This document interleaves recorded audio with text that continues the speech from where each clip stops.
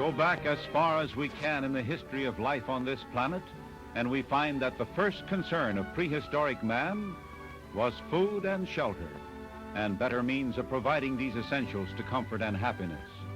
Through the ages has persisted this desire for a roof tree, a home for oneself and one's family.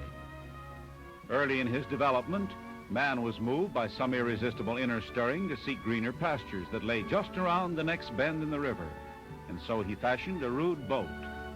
He put a wheel at each end of an axle, the better to survey the country about him, and mechanical transportation began. Meanwhile, men were thinking, puzzling about the universe.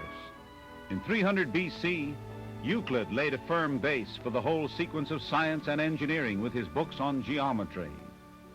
And half a century later came Archimedes with the discovery of the laws governing the great mechanical principle of the lever, a necessary part of most machines today. The intellectual obscurity of the Dark Ages was dispelled just 500 years ago, when Gutenberg invented printing. Now the spread of learning was accelerated, and great minds were stimulated to great achievements. How far back must we reach to find the beginnings of scientific, of engineering principles we accept so readily today? How easy to forget that Leonardo da Vinci, the artist who fixed forever on canvas the tantalizing smile of the Mona Lisa, was the first engineer of modern times, the genius who originated the science of hydraulics, a principle that operates unchanged in our motor car brakes today. With the dawn of the 17th century, Galileo invented the telescope. Then came Leeuwenhoek, whose epochal contribution was the microscope. Supreme among scientists of all countries and all times is Isaac Newton. The fall of an apple, so the legend goes, led him to study that mysterious force we call gravity and to formulate the laws that govern a falling body. There were great ones in those exciting days of the 18th century. Lavoisier has been rightfully called the founder of the science of chemistry. The man who saved so many lives with his miner's lamp, Davy, also discovered how to control the electric arc with which we weld our automobile bodies. And in our own country, Benjamin Franklin performed his famous experiment with the key and the kite, opening the way for other pioneers in electrical research, men whose names we must use today when we talk of electricity: Volta, Galvani, Ampere, Faraday, Ohm, and Watt.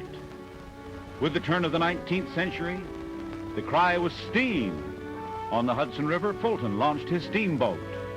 On rail, Stephenson ran the first steam locomotive.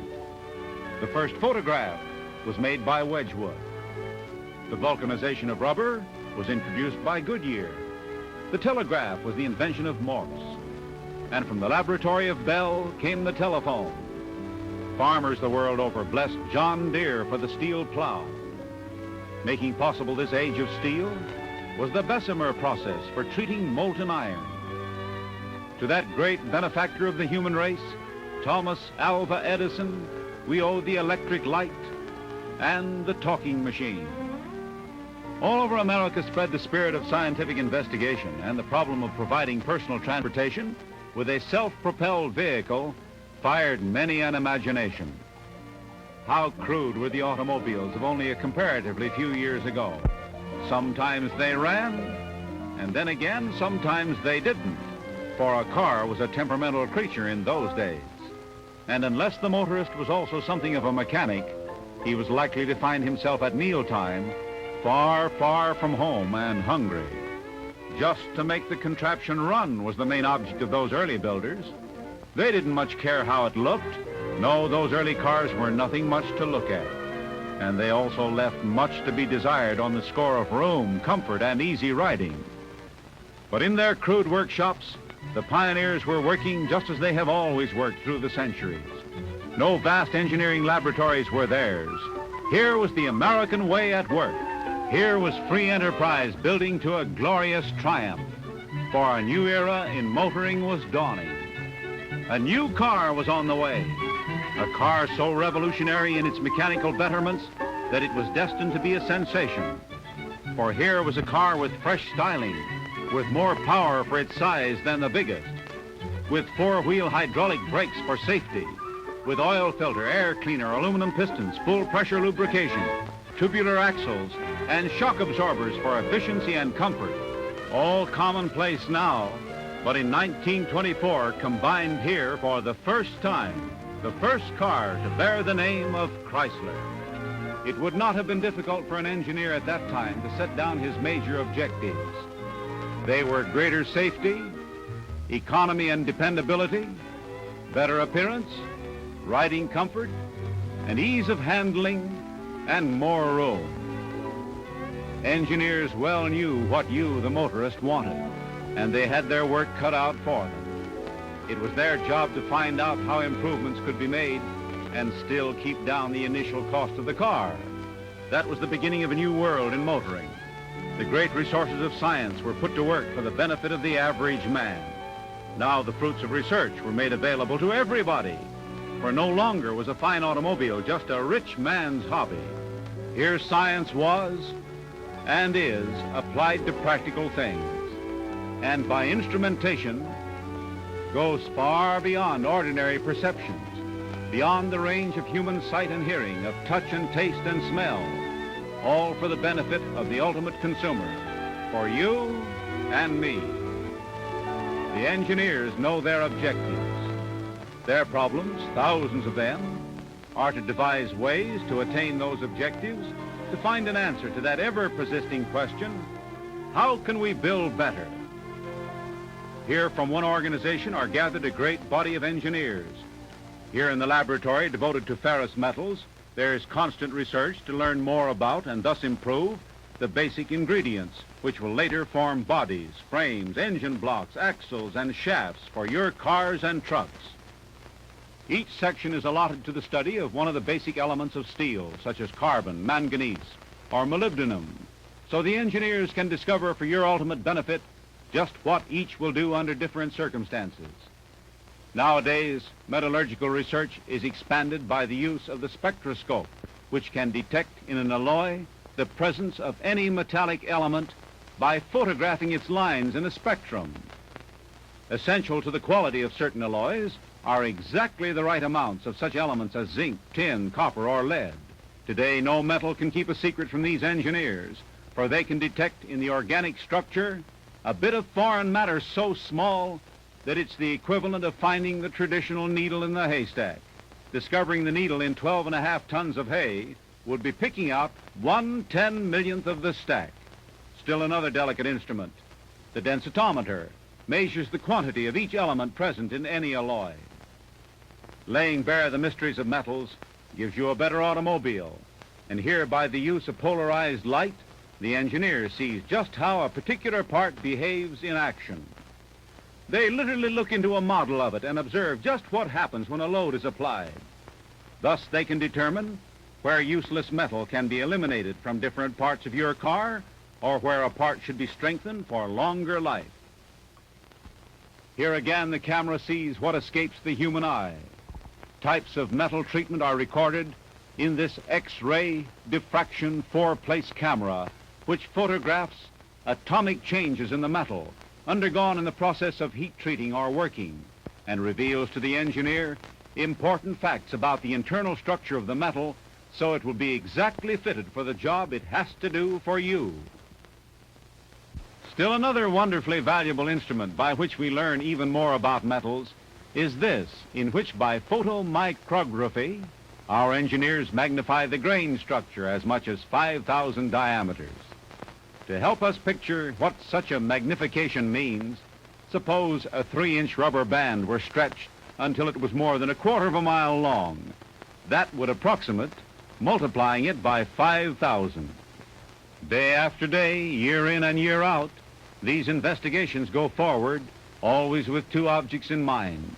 First, to create uniformity and precision, so every part of your car will be maintained at the highest standards.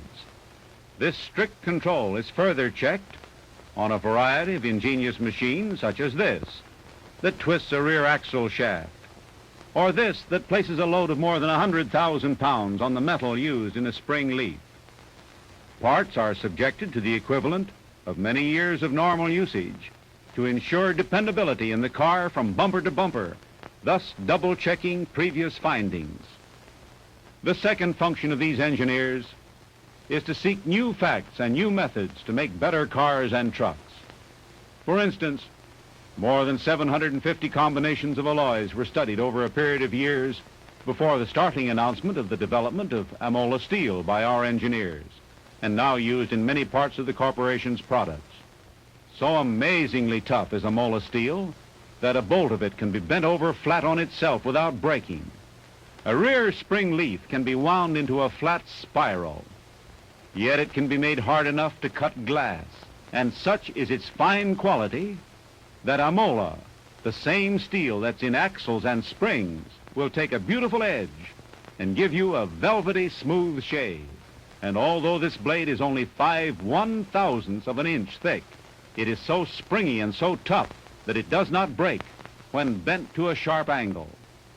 Nowadays, our engineers build metal bearings that are exact to within 25/100,000ths of an inch.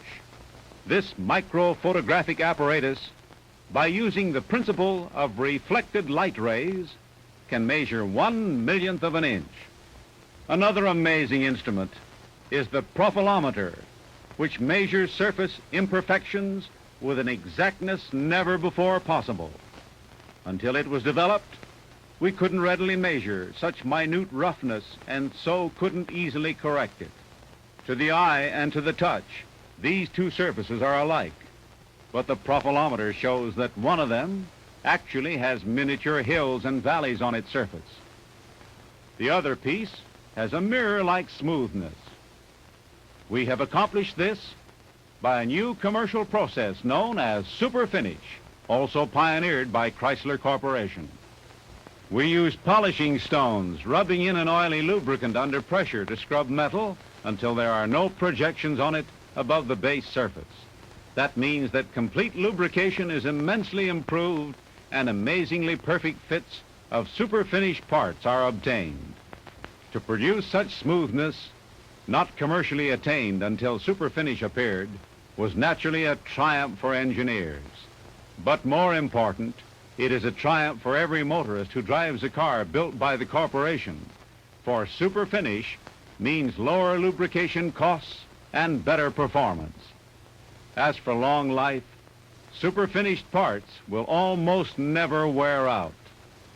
Power, to create it and to transmit it economically and efficiently, is so important a part of engineering research that this entire building, as well as other laboratories, are devoted to measuring power and developing better ways to create it on a variety of machines called dynamometers. On this one, rear end assemblies are linked up in pairs and then strain against each other for hours or days while the engineers note the results and thus find ways to improve. A vital part of the study of power concerns its control with brakes, as every motorist well knows. On this dynamometer, hydraulic brakes are tested and their effectiveness measured at different speeds. From the data accumulated here, brake engineers constantly seek means of improving brake bands and drums, as well as the entire braking system itself. Our engineers pioneered in hydraulic brakes. From the beginning, every car built by the corporation has them. On test here is an engine, the heart of an automobile. Music to the ear of the engineer is its sweetly humming voice. The tachometer shows this engine is turning over at 4,000 revolutions per minute. The engineer may run it 100 hours or more at this speed. Now, 4,000 RPM is equivalent to 80 miles an hour car speed. So this engine in 100 hours may run the equivalent of 8,000 miles, jamming a year's operation into 4 days. Thus, the engineer learns and improves. Here, a massive diesel engine on test, running at 2,600 RPM. These rugged units, using inexpensive oil for fuel instead of gasoline, were developed by the corporation and are engineered into heavy-duty trucks that are hard at work the country over. Then there is the sturdy gasoline engine for trucks, which has been built into hundreds of thousands of dependable units. Units that for years have proved themselves willing and faithful helpers in doing the work of the world in war and in peace all over the earth. Other engineers study the industrial engines, both diesel and gasoline, that are to be found in industry and on the farm, always on the job, wherever an unfailing source of motive power is demanded. Still another group of engineers devotes its research to the famous Chrysler marine engine that in the water upholds the tradition of performance just as the automobiles demonstrate their superiority on land. And what's this? A one-cylinder engine, something you'd hardly expect to find here. Yet it serves for many tests. With it, the engineer experiments with fuels and lubricants and looks into the mystery of the combustion chamber. What he learns can be readily applied by simple multiplication to as many cylinders as desired. Like the power testing dynamometers on which multiple cylinder engines are tested, it measures the amount of fuel consumed, shows the speed, the temperature, and the torque created, and it also can be adjusted to increase or decrease the pull on the engine, thus duplicating actual road conditions. And from constant research carried on in dynamically balancing rotating automotive parts of the cars and trucks, you have benefited by greater economy, efficiency, operating smoothness, and longer trouble-free life for your car. Mounted here on the end of the crankshaft is a small and compact unit, one of the great engineering advances of recent years. It is Chrysler Corporation's fluid drive. Both the principle and the mechanism are simplicity itself. Each member looks much like half a metallic grapefruit with the pulp removed, leaving the partitions. The two halves are filled with oil and bound together. A liquid-tight seal prevents loss and deterioration of the oil.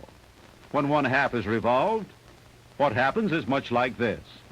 If two electric fans are set up facing each other and one of them is revolved, the rotating motion will be immediately communicated to the other by means of the air stream that the first fan sends out. So when one member of the fluid drive unit revolves, the turning motion is instantly transmitted by the oil stream created to the other member. Thus, the driving power of your car is transmitted through an oil cushion. Because there is no metal-to-metal contact, there is nothing to wear nor get out of order. When you fluid drive, you can creep along at half a mile an hour or accelerate with silken smoothness to top speed without any interruption in the steady surge of power. Stalling and jerking are forever eliminated. No wonder fluid drive has been called the latest miracle of engineering. In Chrysler Corporation laboratories, as many as 1,500 different research tests are usually proceeding at the same time. All tests to maintain standards, to create new things, or to make old ones better, so you will have a more dependable and efficient vehicle. Take carburation, for example. The men in this department are concerned with one small, although vastly important part of an automobile.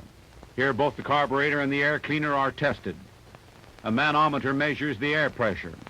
The volume of gasoline and the volume of air that pass through the carburetor are recorded to determine the most economical mixture for smooth performance of your car or truck, not only at sea level, but also in high altitudes. To obtain still another scientifically accurate check on carburation, as well as on the cooling system and car performance in general, the engineers built this full-sized wind tunnel. The propeller can make a 90-mile-an-hour wind which simulates car movement on the road. A large dynamometer creates any needed load at the rear wheels. Thus, by instrumentation, they erect the equivalent of a mountain here in the laboratory, and then study ways to make the engine operate more smoothly and economically. In this field, the engineers have made such extraordinary progress that a separate building houses their spectacular experiments looking toward greater smoothness and longer life. Few people know about the achievements in powder metallurgy, and yet its products such as these are to be found in every one of our cars and trucks, as well as in scores of other machines such as airplanes, railroad locomotives and coaches, refrigerators, vacuum cleaners, clocks, elevators. In fact, practically wherever mechanical parts need lubrication. In this new branch of metallurgy, virgin metals such as copper and tin are finely powdered. Then they are mixed together in proper proportion and made into forms under great pressure. Next, the shapes are baked to form a sort of hard metal sponge, which is then filled with oil. The result is this astonishing development, the oilite bearing. In appearance, it looks much like any ordinary bronze bearing, but as a matter of fact, because of its spongy texture, it is more than 1/3 oil by weight, although still of tremendous strength. If pressure is applied to oilite, tiny drops of oil come to the surface. In other words, here is a bearing that oils itself. Oilite bearings are so strong that loads equal to 20 tons per square inch can be maintained. As for long life, oilite bearings on test have run for 1,300 million revolutions without appreciable wear of the shaft or the bearing. On more than 20 separate parts in our cars and trucks, these marvelous bearings oil themselves for smoothness and long life. Impartial observers representing a great engineering magazine have voted our steel body the safest in the automotive industry. Comfort must be combined with this safety, and so vibrations are viewed on the oscilloscope, and then various types of insulating materials are applied to take them out. Outstanding, too, has been research in rubber, resulting in many compounds that have been put to wide use throughout our cars and trucks. For example, the bonding of rubber to metal contributed to the practical development of floating power engine mountings, patented by the corporation. The principle of floating power is as simple as its appearance was sensational. The engine is floated in rubber, with one mounting placed high in front and the other low in the rear. Thus, by allowing the engine to oscillate about its own axis, the natural vibrations are absorbed and are smothered in soft cushions of rubber, so they do not reach the body. Since 1931, the public has bought more than 5.5 million cars and trucks provided with matchless floating power. Another productive field is that of plastics, which are now used for steering wheels, instrument panel parts, and electrical insulation. One day, these wizards of the laboratory may present us with a new material for bodies, strength of steel, but also translucent or even transparent. Fantastic? Well, so was the automobile itself just a few short years ago. And every new device, every engineering development means more work for a vast army of men and women. Take shock absorbers as an example. Since they became standard equipment, more than 3.5 million additional man-days of labor are required each year on this item alone. Thus, as cars are improved by engineering, more jobs are created, payrolls are increased, and more car owners reap the benefit of a high degree of safety, increased comfort, and greater economy. It would be a lot easier to build cars if we didn't have so much weather in this country. Within our boundaries, the temperature ranges up and down as much as 150 degrees. So your cars will be efficient no matter what the climate. Our engineers study their behavior in tropical weather with the thermometer way above 100 degrees, and also in sub-zero cold. In this room are studied the effects of low temperatures on all phases of performance: lubricants, starting, carburation, and brake action. Right now, let's see. It's a mere 10 degrees below zero. If the engineers really wanted cold, they can send the mercury down to 60 below here in the super cold cabinet. And to find out what will happen to metal parts and to lacquer finishes in salt air, the engineers expose them to salt spray. And if defects appear, they are corrected. Up here on the 6th floor, there's great secrecy, for the models are jealously guarded from prying eyes. So when the time comes for announcing the new cars, the public, year after year, will thrill to their fresh lines. These men specialize in luxury.